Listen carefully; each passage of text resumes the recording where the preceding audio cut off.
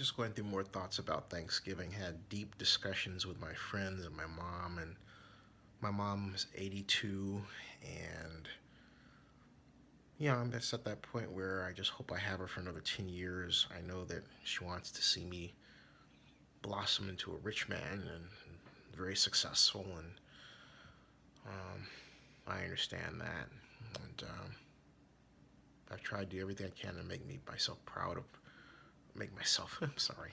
It's not about me. It's about her. Make her proud of me. And it's running your business is a hard road. It really is. But I did it because I didn't see any other way I was going to be able to carve out a career that takes advantage of my talents. I'm Much of my life is one of people not believing I could do something. I'm sure you probably can identify with that in some way. And by proving them wrong, and then carving my own way of achieving my objectives in terms of an occupation. And, you know, from one perspective, it's sort of the easy way out. The hard way is to stay in a company, put up with the BS, and pull every trick in the book to rise or hope someone takes care of you.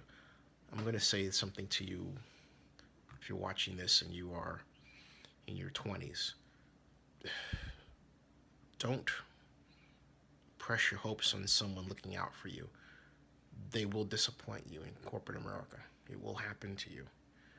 And the best thing to do is to always have a fallback and also not be afraid to go on business on your own. But if you do so, make sure you have financing lined up and do it with partners. Don't do it alone. I've done it alone. I don't recommend it. My first company I did with a small group, but it was around something I built. In this case, a game to run the business of the Oakland Athletics online, and then also one around the XFL.